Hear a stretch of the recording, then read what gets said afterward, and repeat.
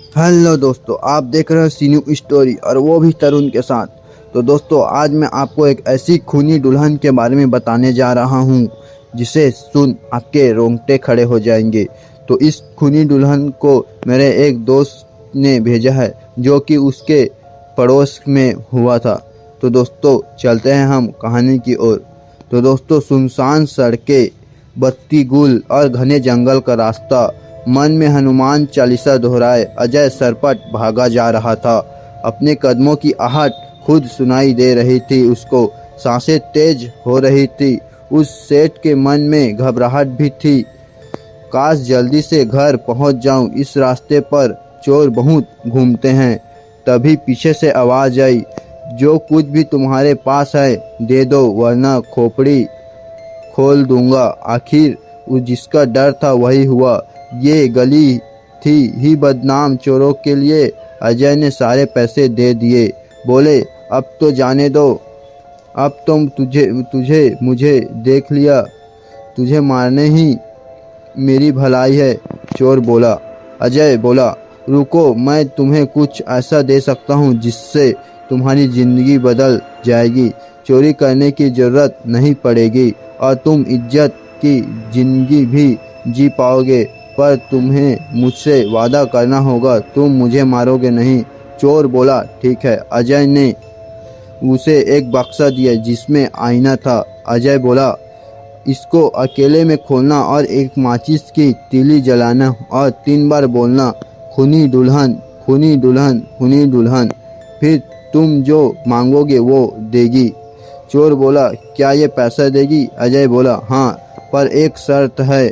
जब भी तुम ये बक्सा किसी और को देना, सारे नियम बता के देना, बिना किसी के बताए। इसको कहीं रख आए तो फिर ये तुम्हारे पास ही आएगा। और हाँ, इसका ख़त्म भी करने की कोशिश मत करना वरना अंजाम बहुत बुरा होगा। चोर बोला, मैं इस अलादीन के चिराग को किसी और को क्यों दूं भला?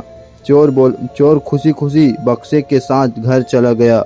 अब वो चोर घर आकर उस बक्से को लेकर बहुत एक रूम में वहाँ फटाफट बक्सा खोला, एक माचिस जलाई और 3 बार खूनी दुल्हन, खूनी दुल्हन, खूनी दुल्हन बोला। अचानक आईने में तेज रोशनी हुई और वो डर के पीछे हट गया। उसकी सांसें भी रुक गई, मानो जैसे सामने का नज़ारा जो इतना भयावह, इतना भयानक हो। सामने ईसाइयों के दुल्हन के सफ़ेद ड्रेस में जिस पर खून के धब्बे थे सजी हुई एक लड़की थी। बाल बिखरे हुए, आंखों से खून टपक रहा था, चेहरा आधा जला हुआ था, उसमें से हड्डी दिखाई दे रही थी, रूह कपाने वाली आकृति थी उसकी। वो बोली, बोलो क्या चाहिए तुम्हें?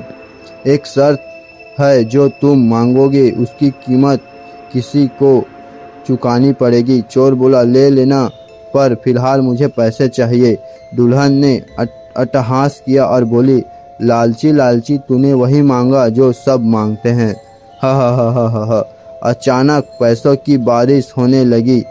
चोर पागल हो गया खुशी से। चोर ने पूछा, पर तुम इतने पैसे लाई कहाँ से? दुल्हन हंसी और बोली, तुम्हें इससे क्या, तुम मजे करो। एक भयानक चित्कार के साथ वो गायब हो गई। अगले दिन सुबह वो पान के दुकान पर गया तो पता चला कि अजय वो शहर के न जाने माने पैसे वालों में से एक था। वो रहस्यमय तरीके से मरे पाए गए और उनके पैसे भी गायब थे। चोर को बड़ा अजीब लगा।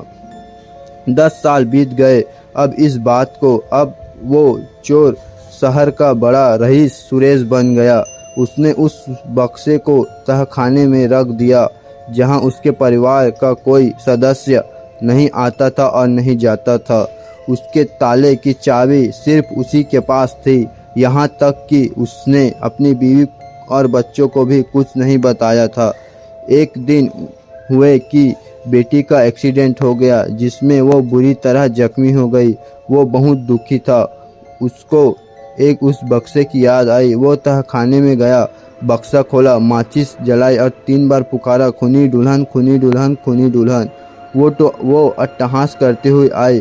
फिर से वही भयानक चित्कार वाली हंसी लिए बोली, कहो बहुत दिनों बाद याद किया। सुरेश बोला, मेरी बेटी बचा लो खूनी दुल्हन। वो बोली, पर शर्त याद है ना, किसी एक को अपनी जान देनी पड़ेगी। सुरेश ममता में अंधा हो गया था। ठीक है, तुम मुझे मार दो पर मेरी बेटी को बचा दो।